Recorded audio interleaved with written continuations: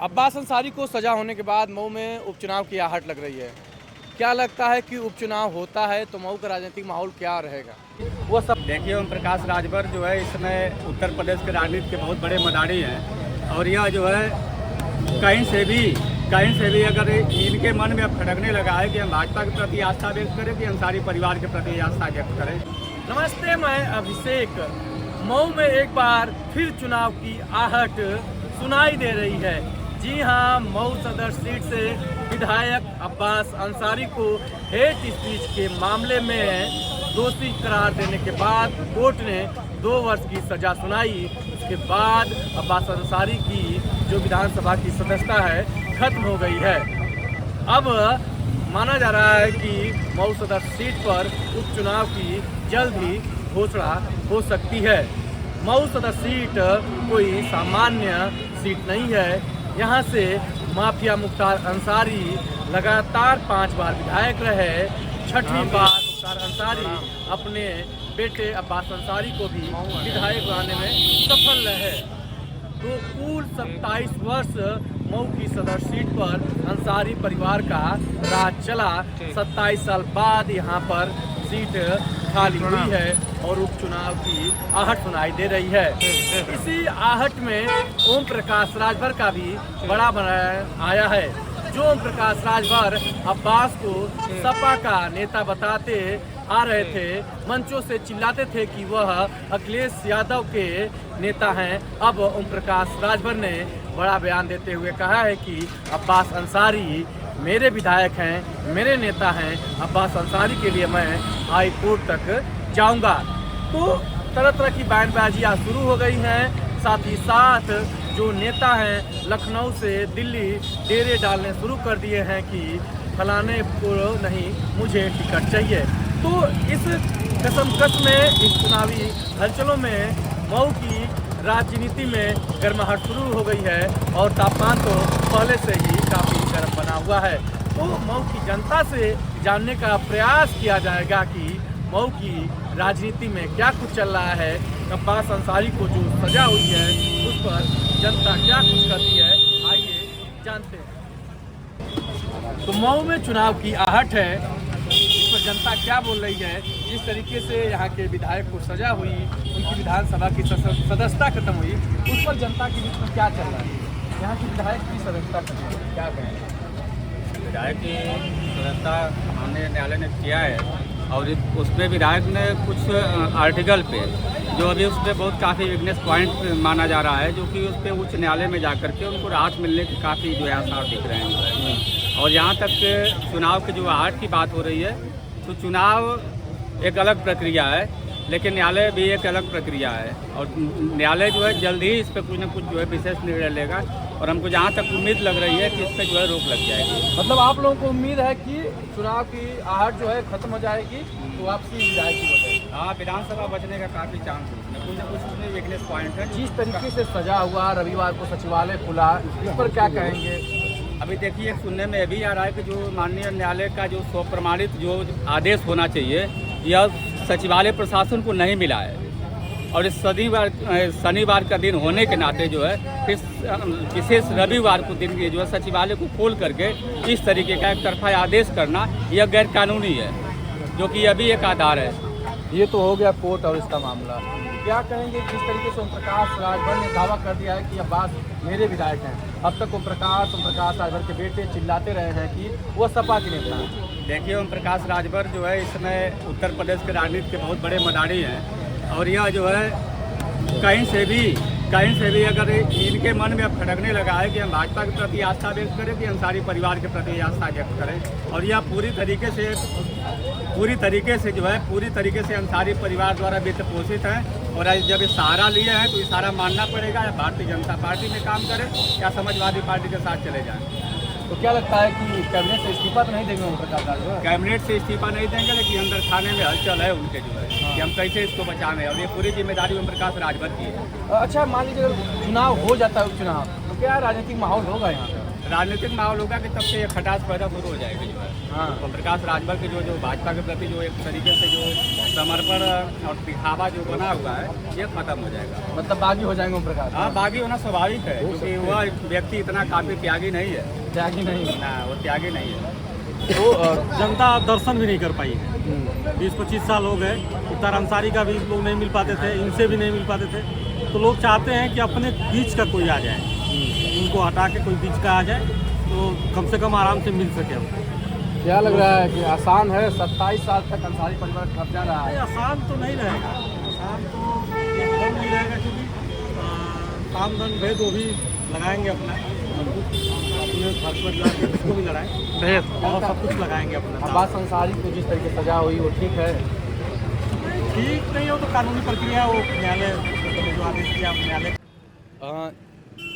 अब्बास अंसारी को जिस तरीके से सज़ा हुई है टिफिस के मामले में, उनको अब कोर्ट ने सज़ा सुनाया, विधायकी भी खत्म हो गई, उपचुनाव की आहट सुनाई दे रही है। मऊ की जनता के बीच में क्या कुछ चल रहा है? विपक्ष जीतेगा। सत्ता अगर लोकतांत्रिक तरीके से और जनता को विश्वास में रखकर चुनाव हुआ तो इस सीट पर विपक्ष जीतेगा। वजह इनके कारनामे, किसके? सरकार के कारनामे। जी, क्या कारनामे अच्छे नहीं हैं? मेरे समझ से तो अच्छे नहीं। क्या कमी रह? लोकतंत्र की हत्या, बोलने का अधिकार छीन लेना, बेरोजगारी, महंगाई, हमारी सीमाएं कमज़ोर हो, सीमा में घुसकर 147 लेकर के मार दे रहे हैं। 1.5 महीना लगभग होने जा रहा है, एक भी आतंकवादी न चिन्हित हुआ कि वो देश का आतंकवादी है या विदेश का। चिन्हित होना चाहिए ना। जनता देश की चाहती है कि आतंकवादियों को कड़ी से कड़ी सजा मिले और चिन्हित हो। अब्बास अंसारी कैसे विधायक थे जो यहाँ के? अब मैं उनके बारे में बहुत नहीं जानता। तो विधायक थे, आप लोगों ने वोट दिया था। हमने तो नहीं दिया था। तो क्या लगता है कि जो सदर सीट पे उपचुनाव होगा, किस तरह की प्रत्याशी जनता चाहेगी? विकास करने लायक, जो विकास कर सके, क्षेत्र के बारे में सोचे, केवल जुमलेबाज न हो। अब्बास कैसे थे? अब्बास को मैं कभी सुना भी नहीं, मैं उनका भाषण नहीं सुना, दूर से देखा हूँ। अन्य जो विपक्ष का और सत्ता के नेता मऊ में काम करते हैं, ठीक ठाक हैं लोग? अरे विपक्ष में कौन सा काम होगा? जब सत्ता पक्ष के वर्करों का काम ही नहीं हो रहा है तो विपक्ष के का कहाँ से काम हो? काम कोई हो ही नहीं रहा है। कोई नहीं काम हो रहा है। प्रशासन में जनता को 2 जगह से परेशानी होती है, एक थाना से, एक तहसील से। दोनों जगह से जनता को राहत नहीं। तो नेता तो पैरवी करते, सांसद विधायक पैरवी करते हैं, जनता की बात उठाते हैं लोग की। अब मैं किसी सांसद और विधायक से के पास तो आज तक गया ही नहीं। मऊ के सांसद विधायक जिले में रहते हैं लोग, किसी जनता की बात सुनते हैं? अब मैं उनके बारे में नहीं जानता। मैं जानता हूं कि जब सत्ता पक्ष के वर्करों की बात नहीं सुनी जाती तो विपक्ष की कौन? विपक्ष क्या? जब 1 करोड़ किसान धरना देते रहे, उनकी बात नहीं सुनी गई। 1 करोड़, किसी विधायक की हैसियत 1 करोड़ वोट की नहीं है। है कितने बात सुनी गई, बिल वापस हो गया, सब कुछ हो गया। उनकी एमएसपी की गारंटी की मांग थी, मेन मांग तो ये थी। बिल तो ला रहे थे किसानों के जमीन छीनने के लिए, वो छीनने वाला काम खत्म किया। हम आते हैं मऊ की सीट पर, ओम प्रकाश राजभर जो लगातार बोलते रहे मंत्री बनने पर कि उनके बारे में ना जानता, नहीं जानते हैं ना। कैसे नेता है ओम प्रकाश? अब पता नहीं वो कैसे नेता है। कह रहे हैं कि अब्बास और विधायक है, उनके लिए हाईकोर्ट में जाएंगे। वो कह रहे हैं उनके असेंबली से लड़े थे, वो जो कभी बोलेंगे कि वो सपा के थे, कभी बोलते थे कि वो सपा के हैं, आज कह रहे हैं कि मेरे विधायक हैं। तो उस आदमी की बात को कौन सी बात मैं मानूं? अभी हम ये नहीं कह सकते कि चुनाव होगा या नहीं होगा। अभी ये निचली अदालत का फैसला है, इसके ऊपर और भी अदालतें हैं, उसके ऊपर हाई कोर्ट है, सुप्रीम कोर्ट है। अभी हमको इंतज़ार करना चाहिए। जल्दबाजी में बोलना बड़बोलापन में आएगा, इसलिए उस पर कुछ नहीं बोला जा सकता। अभी इंतज़ार करना चाहिए।